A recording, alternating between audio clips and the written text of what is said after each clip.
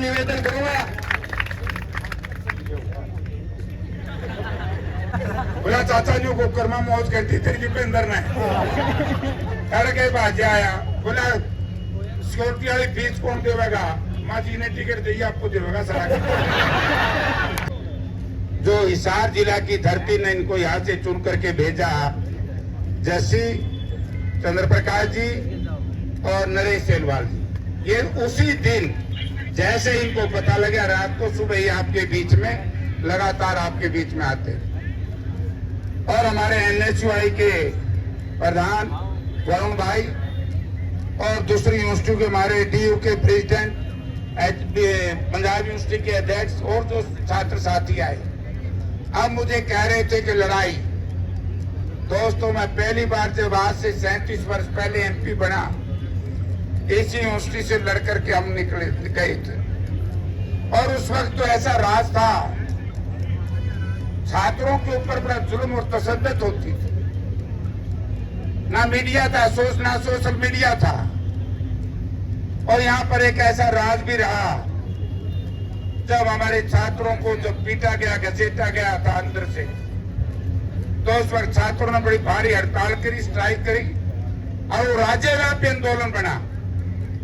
और उस आंदोलन की वजह से, क्योंकि हम कई तरह के मेरे उल्टे पलटे कई जगह होली में बंधन में बंधा हुआ हूं आज के दिन, एक्सप्लेन नहीं कर सकता, लेकिन हमारे इस यूनिवर्सिटी के छात्रों ने बड़े से बड़ी शक्ति को भी नतमस्तक करवाया था इसी जगह पर। और आज हम आपको ना केवल समर्थन देने आए, आना कल था, लेकिन हमारी पार्टी ने फैसला कर दिया था परसों कि पूरे भारतवर्ष में कांग्रेस पार्टी, जो हमारे भाई हवाई जहाज में जो स्वर्ग से धारे हैं, और विशेष तौर से हमारे वो छात्र भाई जो बड़े होनहार थे, जिनको मेडिकल की शिक्षा हासिल करनी थी, बड़े बड़े डॉक्टर बनना था, वो खाना खाते समय अचानक उनकी मौत हुई हवाई जहाज का जो एक्सीडेंट, तो हम नहीं आ पाए। एक आध छात्र साथी ने मुझे कहा कि जयप्रकाश जी आप लेट हो रहे हैं। मैंने कहा हम लेट नहीं है, सब्र और इंतजार जिस आंदोलन में रहेगी और अनुशासन, उनके सामने सबको झुकना पड़ेगा। मैंने पहले दिन यहाँ के डिप्टी कमिश्नर को कहा था कि डीसी साहब आपकी नैतिक जिम्मेवारी है कि छात्रों को, पहली बार मैं भी देख रहा हूं कि इस यूनिवर्सिटी के अंदर मुख्यमंत्रियों के घेराव हुए, गवर्नर का घेराव हुआ, लेकिन सिक्योरिटी वालों ने कभी डंडा या लाठी चार्ज नहीं किया। कभी स्टाफ के लोगों ने, कर्मचारियों ने, प्रोफेसर्स ने, डीएसडब्ल्यू ने, कभी नहीं, पूरे अपने किसी यूनिवर्सिटी में नहीं हुआ। पहली बार मैंने देखा है। यानी कि आज मुझे तो चिंता दूसरी बात खा रही है। आप डिमांड कर रहे हो कि जिन लोगों ने मारा उनको गिरफ्तार करो, हमने इससे भी ज्यादा बढ़ के सोचना पड़ेगा। जो सुरक्षा गार्ड हमें सड़क गेट के ऊपर मिलेगा या हॉस्टल के गेट के ऊपर दिखेगा, हमारे अंदर एकदम एक भावना जाएगी कि यही लोग हैं जो आपकी हमारी पिटाई करते। वरना हमारे इस यूनिवर्सिटी के अंदर कई बार इस तरह के हॉस्टल में झगड़े भी हुए और वाइस चांसलर इस तरह के थे। हम टेलीफोन पे बात करी कि वीसी साहब ऐसे ऐसे हो गए इंटरनेशनल हॉस्टल में। बोला जेपी साहब अमेरिका में रोज ही बात करते हुए हैं और पुलिस में जाने की आवश्यकता नहीं, मैं इसको सॉर्ट आउट करूंगा। वही रातों रात उन बच्चों को बिठा करके उस मामले को निपटाने का काम किया। ऐसे वाइस चांसलर भी इस यूनिवर्सिटी में हुए और आज ऐसा वाइस चांसलर भी इस यूनिवर्सिटी में है। मैं सुनकर के बड़ा हैरान रह गया। यानी कि वाइस चांसलर एबीवीपी का पट्टा लाए। एमपी साहब, इसको पार्लियामेंट में उठाना होगा। हम बात कर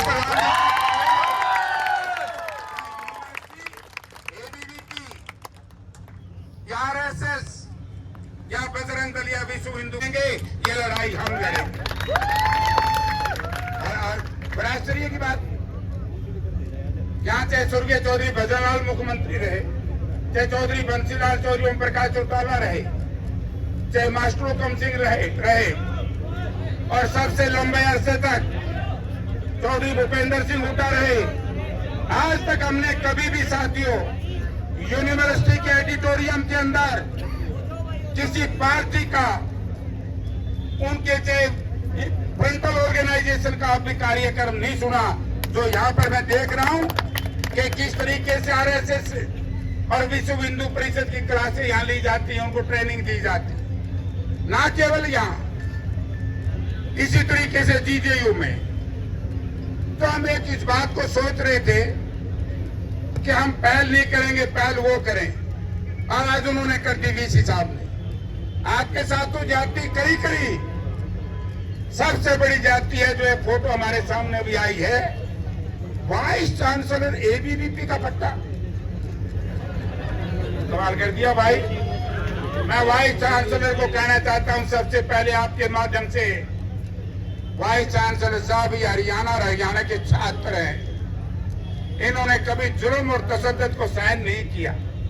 हम शांति प्रिय हैं, हम अनुशासित हैं, लेकिन हरियाणा के छात्रों की शांति प्रियता को कायरता में मत समझना, क्योंकि गलत है।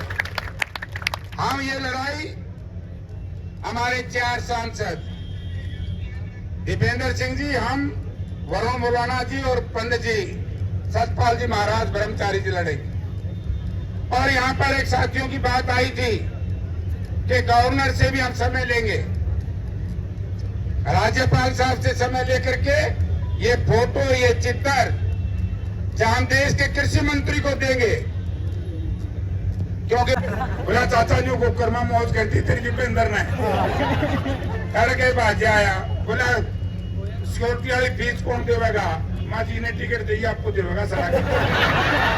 हम चाहते हैं कि ऐसे गरीब घरों के बच्चे आके आए और मेहनत कसाएं। आए बड़े घर का बेटा, मुझे कोई तकलीफ नहीं, लेकिन मेहनत करो। तो ये 3 बालका के गले जुड़वाते एमपी साहब, जो काम आप करवाए सोचो, आज ऐलान कर दो कि जब हरियाणा में कांग्रेस पार्टी की सरकार बनेगी, मामला सबने पीठे जुबर बनेगी कि वे छात्र संघ के चुनाव करवाएंगे। अगर हमारी जरूरत होती तो ये काम करके होता भाई, नहीं होता जी। मुझे पता है स्टूडेंट होम के अंदर चाहे केशु की हुई चाहे ये हुई, अब जमाना दूसरा है, मैं बेच के बताऊंगा, सांसें नहीं पड़ा करता कोई यार। आप सबका बहुत में, लेकिन जब लड़ाई सड़क और सदन में आ जाए तो इस बात को समझ लेना आप कि आपकी लड़ाई आप जीत चुके हो। आज जब ये 2 एमपी आपके बीच में है, इतने विधायक आपके बीच में है, इसका मतलब ये है कि आप अपनी लड़ाई सही लड़ रहे हो और आपकी मांगे जायज हैं। अब मैं निवेदन